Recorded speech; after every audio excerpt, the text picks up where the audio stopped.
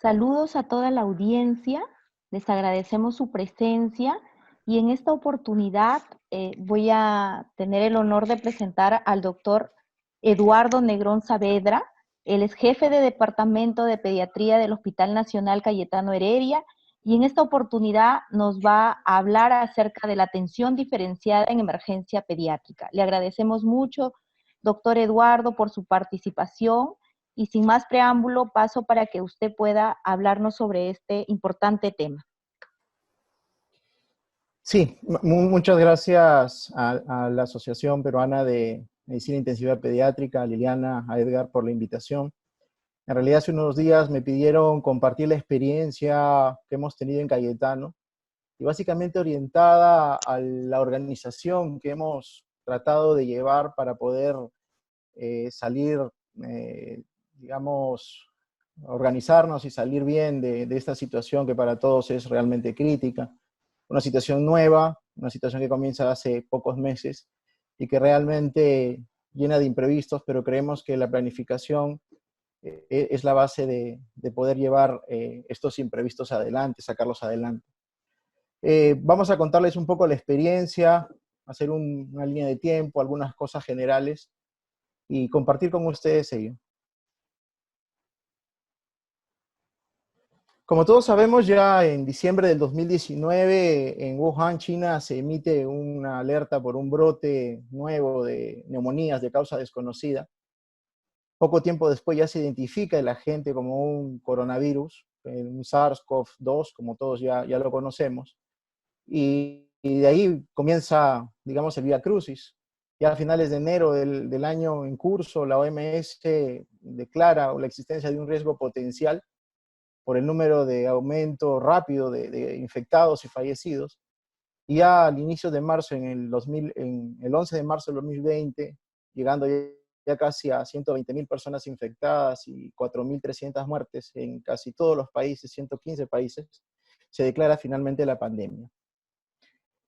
Definitivamente todos lo sabemos, en los países se instalaron con grados de anticipación variable diferentes estrategias para disminuir estos ingresos hospitalarios, la transmisión de la infección, en algunos países con algún éxito, mayor éxito, en otros con menor éxito, en realidades distintas, algunas potencias mundiales, pero finalmente una pandemia que a todos nos ha comprometido. Y en algunos lugares, como nuestro país, el riesgo del colapso de los sistemas de salud ya precarios es lo que hace pues, que tengamos de cierta manera algún grado de planificación para poder llevar la pandemia. En el Perú, ¿qué sucedió? Es una línea de tiempo básicamente hasta la quincena de marzo. Detectado el primer caso, el 6 de marzo, se hace el aviso. 5 días después ya se suspenden las clases, se postergan las clases, el inicio de colegios privados, y el 11 mismo se declara la emergencia sanitaria. Se empiezan ya a dar una serie de limitantes, se cierran las fronteras el día 13, hasta que el día 15 se declara el estado de emergencia nacional con cierre definitivo de las fronteras. Esto, como vemos, en pocos días, en 9 días, se dieron medidas en realidad drásticas que ya hemos compartido. Es claro, ya se ha mencionado en algún momento, probablemente la población de menos riesgo y menos vulnerable en cuanto al porcentaje. Pocos niños en realidad van a necesitar ser hospitalizados y pocos niños van a necesitar ser hospitalizados en unidades de cuidados críticos. Y eso en función a la experiencia que han tenido ya otros países. Pero eso no quita la importancia, ya que definitivamente los casos pediátricos o los niños en primer lugar son reservorios, algunos lo han llamado hasta vectores, más llamados vectores, pero finalmente digamos que tienen algún factor de riesgo y niños pequeños. Entonces, creíamos en ese momento, de acuerdo ya a las medidas establecidas, que era necesario en nuestros hospitales, sobre todo en el nuestro, que hay una serie de limitantes, en donde ya las camas de cuidado intensivo permanecen prácticamente llenas con el tipo de pacientes que que tenemos y patología que tenemos, establecer un plan de acción, pero un plan de acción que se va presentando de acuerdo a los diferentes escenarios, de diferentes fases de la pandemia. Es así que en las fases 1 y 2, cuando todavía no tenemos una transmisión comunitaria, esto es lo que más o menos se estableció no solamente para el área pediátrica, sino en general para el hospital. La idea, como todos sabemos, es, además de organizarnos, tener en claro, evitar que los pacientes probables infectados con coronavirus no estén en contacto con los otros tipos de pacientes. Es así que cuando estábamos en la fase 1 y 2, en coordinación con la gestión del hospital, la dirección del hospital, se establece que deberíamos tener un triaje diferenciado. Estamos hablando de los ya primeros finales de febrero y primeros días de marzo. Un triaje en el cual se establecía desde la entrada al hospital si el paciente tenía o no síntomas respiratorios, independientemente del grupo etario. Si el paciente tenía algún tipo de síntoma respiratorio, era derivado a un área especial, un área diferenciada. Si algunos conocen el hospital, es el área del centro juvenil, que está prácticamente a un costado del hospital. Y ahí se armó un área móvil en la cual se evaluaban este tipo de pacientes probables portadores de coronavirus.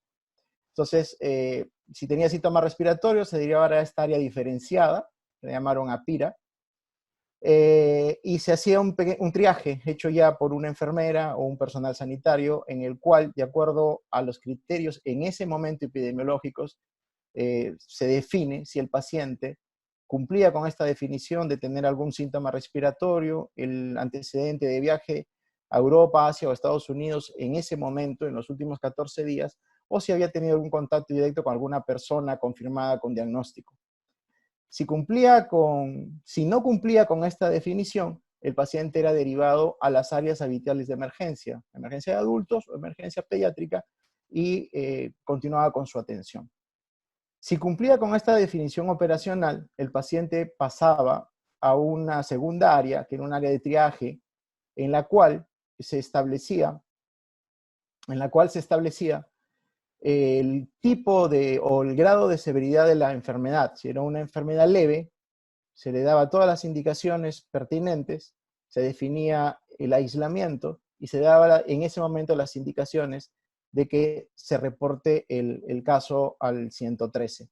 Si tenía algún signo de alarma, algún factor de riesgo, el paciente en esa área diferenciada, habían ambientes para hospitalización, se le hospitalizaba. Y si era un caso severo, se le estabilizaba y se le derivaba, de ser necesario, de acuerdo al plan establecido en ese momento, al hospital que para entonces había sido definido como el hospital COVID, que era el hospital de Ate-Bitarte. Ya todos sabemos las limitantes que ha tenido este hospital, pero este era el plan establecido tanto para niños como adultos en el momento en el que la pandemia no era de transmisión comunitaria. Era factible realizar esto porque el volumen de pacientes aún no era alto. Teníamos áreas claramente diferenciadas, pero la gran limitante de esto era que solamente podíamos manejar pacientes en poco volumen. Ya cuando se establece la fase 3 o la fase ya de transmisión comunitaria, las definiciones prácticamente cambian, todas las conocemos. Se define el caso sospechoso como cualquier paciente con una infección respiratoria, que presente 2 o más signos ya conocidos por ustedes, y que además tenga contacto con un caso confirmado sospechoso de COVID dentro de los 14 días previos al inicio. Si además el contacto era si había tenido residencia o historial de viaje dentro de los 14 días previos a un área de transmisión comunitaria, un país de transmisión comunitaria de COVID-19, o un viaje fuera del país en los últimos 14 días. Era cualquiera de estas condiciones, o una persona que tenga una infección respiratoria grave que requería hospitalización y cuya causa no se deba a algún otro agente etiológico. Finalmente, se definía el caso confirmado, ya usando pruebas de laboratorio, o el caso probable, en el cual se tenía un paciente sospechoso, pero con una prueba aún no determinada de laboratorio. En esta situación, ya la limitante era, como dije, el número de pacientes. Y más aún en pediatría, sabiendo que la mayor cantidad de pacientes que tenemos en las emergencias precisamente tiene diagnósticos de infecciones respiratorias agudas. Entonces, se establece ahí un reto en cómo poder establecer una adecuada diferenciación de pacientes para evitar el contacto. Decidimos tener definiciones, además de las definiciones epidemiológicas, definiciones operativas.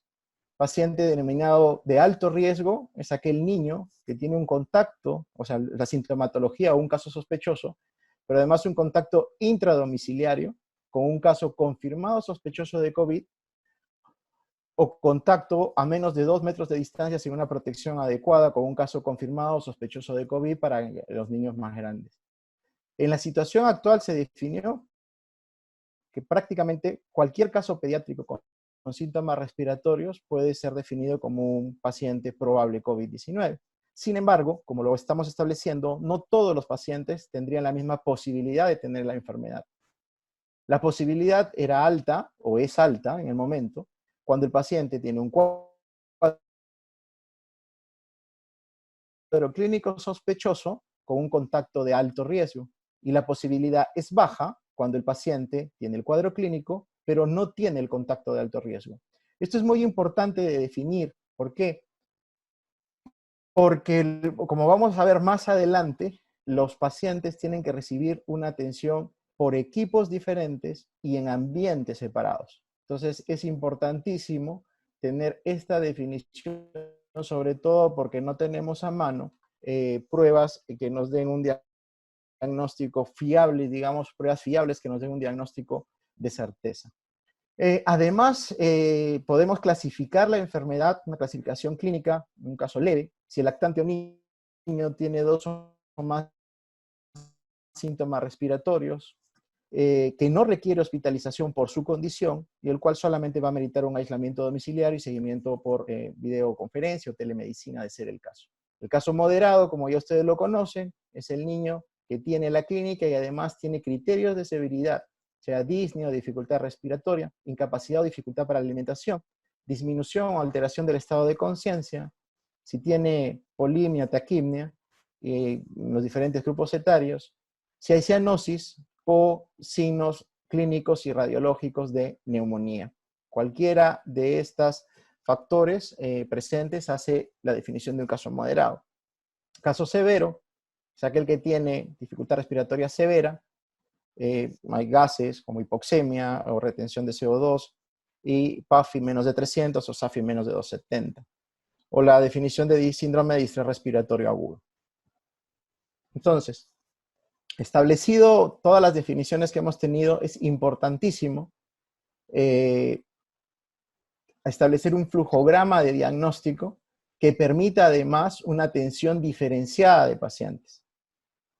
Desde el primer momento que se hace triaje, se debe definir si el paciente tiene o no tiene síntomas respiratorios. Si tiene síntomas respiratorios, el paciente tiene que ser evaluado en un tipo de ambiente y por un equipo. Si no tiene síntomas respiratorios, el paciente tiene que ser separado hacia otro ambiente y evaluado por otro equipo. Si no tiene síntomas respiratorios, es evaluado en un área que le llamamos no COVID. En cambio, si tiene síntomas respiratorios, será evaluado en el área que hemos denominado en la emergencia el área COVID. El caso puede ser ya confirmado si viene con una prueba o un test de diagnóstico positivo, un caso sospechoso, si aún no tiene diagnóstico, pero la clínica es muy sugerente. Y luego, graduar la enfermedad. Si es un caso leve, que ya lo hemos definido, el paciente va de alta con todas sus indicaciones. Si es un caso moderado o severo en unidades de cuidado crítico, debe ser hospitalizado en cortes, definidos una corte como paciente con alta posibilidad de que lo sea, de que sea un COVID, o una corte de pacientes con una baja posibilidad de que sea, hasta no tener realmente la confirmación diagnóstica. Y aún teniendo ya los exámenes realizados, el hecho de que salgan negativos no necesariamente descarte el diagnóstico, como todos sabemos. La clínica y los antecedentes epidemiológicos resultan en este caso muy importantes, por lo tanto no debemos olvidarlo. Establecimos que si el paciente tiene menos de 7 días de enfermedad, se debería realizar una PCR, y si el paciente tiene más de 7 días de enfermedad, el paciente podría realizársele una prueba rápida, por las razones que ya todos conocemos, que aumenta la sensibilidad de la PCR si es el paciente menor de 5 o 7 días, y para la prueba rápida si tiene un tiempo de enfermedad un poco más prolongado. Una vez realizado el test diagnóstico, si es positivo, se le hospitaliza en el área COVID o de confirmación, y si salen negativas las pruebas, se pueden repetir a los 5 días, o nuevamente, si la clínica es sugestiva, igualito se le hospitaliza en el área COVID con una corte COVID confirmada o de alta posibilidad. En el área, perdón, de hospitalización COVID de baja posibilidad es digamos, un tercer ambiente en donde irían los pacientes de acuerdo a su diagnóstico y graduación de severidad. Como ven, de acuerdo a lo que marca la experiencia, la norma es no evitar el contacto entre pacientes, y creemos que en pediatría es importantísimo hacerlo, pero la limitante son los espacios físicos, la infraestructura limitada y la escasez de personal. Pero igual, es importante hacer la diferenciación de pacientes en áreas no COVID, en área de hospitalización COVID de baja posibilidad y en área de alta posibilidad o de confirmación. Ya lo hemos mencionado, ambos flujos de pacientes no deben compartir un espacio físico y deben ser atendidos por equipos sanitarios distintos. De ahí que es importante contar por lo menos con 2 áreas, una para pacientes respiratorios y otra para pacientes no respiratorios. Idealmente deberían ser 3 áreas, una para pacientes respiratorios de baja posibilidad, una segunda para pacientes respiratorios de diagnóstico confirmado de alta probabilidad, y un tercer espacio físico donde sean evaluados los pacientes no respiratorios. En nuestro caso, y como en la mayoría de hospitales del Estado, no tenemos la infraestructura suficiente como para establecer 3 áreas. Y ahí el reto. Felizmente, la cantidad de pacientes que vienen o que están viniendo desde un principio es baja.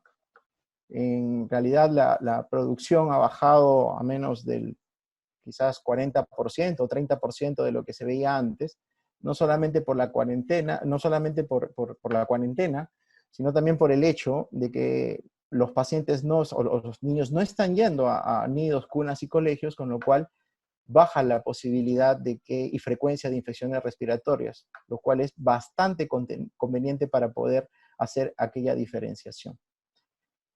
¿Cómo hicimos en realidad con la emergencia pediátrica para generar una atención diferenciada? Y este es el plano de nuestra emergencia. Es una emergencia que cuenta con un área de triaje, y la cual la dividimos. Si ustedes ven en el área celeste, es para pacientes no respiratorios con una unidad de trauma shock para los pacientes no respiratorios, un área de hospitalización, observación para pacientes no respiratorios, y por el momento, esta área que está en amarillo, que en realidad debería ser utilizada para pacientes respiratorios de baja posibilidad, está siendo utilizada para la evaluación de pacientes no respiratorios.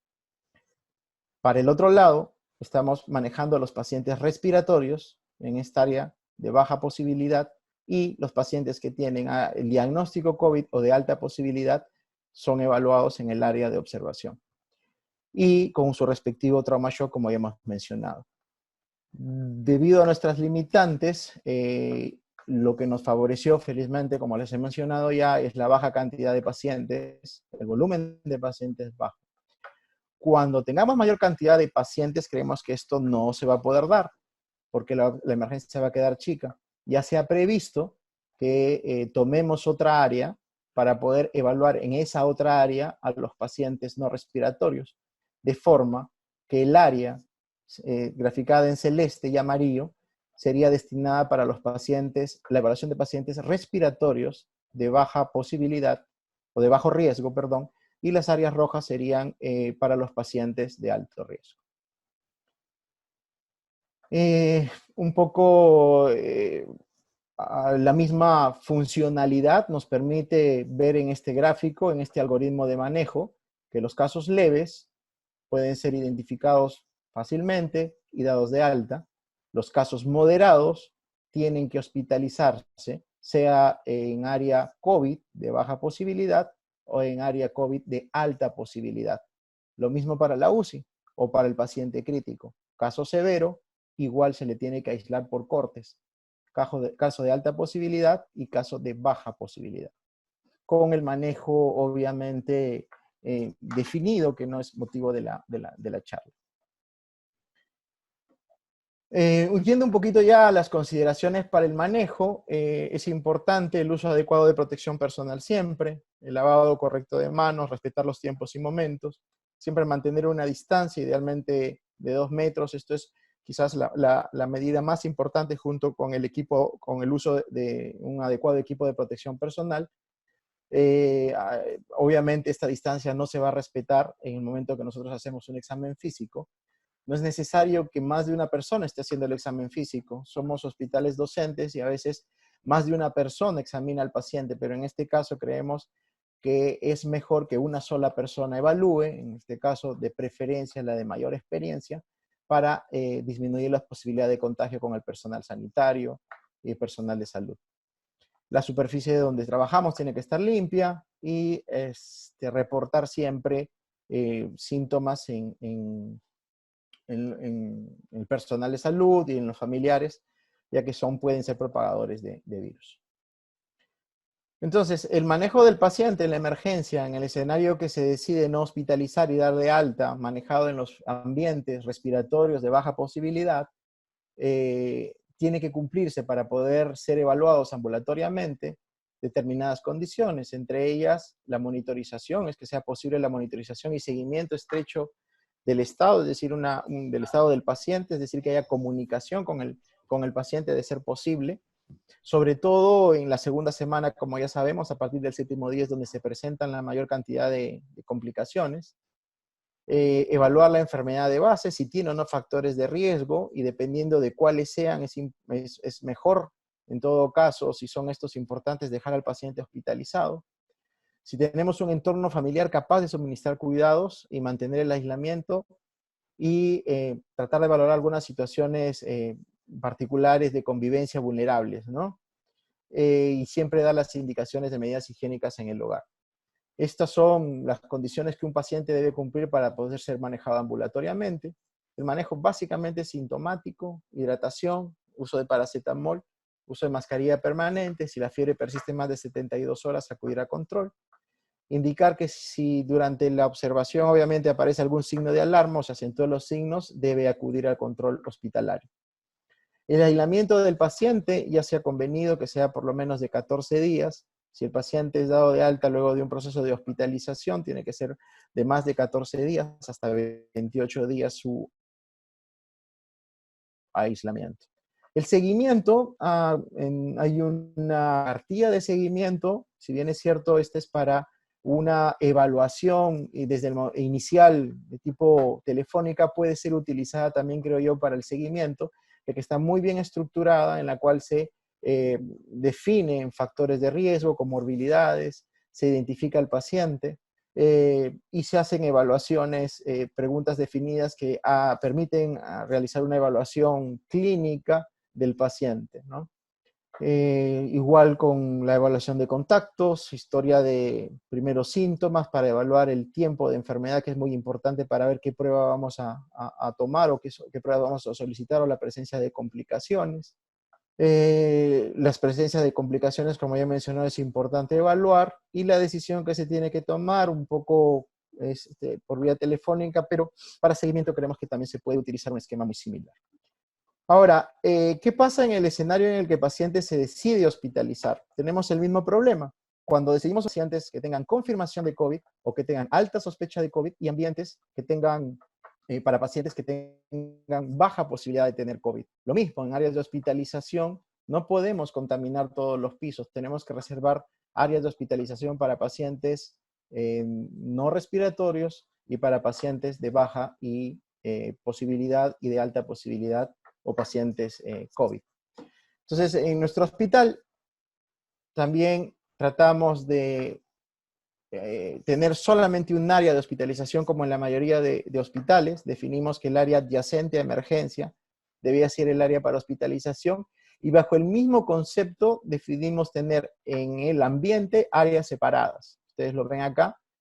Tenemos un área de ingreso que es definida como área segura para el personal médico, donde se coloca el equipo de protección personal, se asea, tanto para la entrada como salida del ambiente, y el paciente ingresa por el área adyacente a emergencia, ¿no? Entonces el personal sanitario entra por un área segura y el paciente ingresa por un área, llamémosle, contaminada. Y ahí hemos dividido en área roja para aquellos pacientes que tienen ya diagnóstico o alta posibilidad, y en área amarilla, que son la mayor cantidad de cunas o camas para aquellos pacientes que tienen baja posibilidad, con un área de tópico o trauma shock que puede ser para cualquier paciente que se descompensa. Esta área en el momento es un área en realidad de trabajo, que está separada de los pacientes, pero si se requeriría, de acuerdo a la necesidad, se va a convertir también en un área roja. En la actualidad, la hospitalización en esta área, que está hecha para 15 cunas, tenemos una ocupación permanente de 4 o 5 pacientes, ¿no? Entonces nos permite por el momento manejar la contingencia.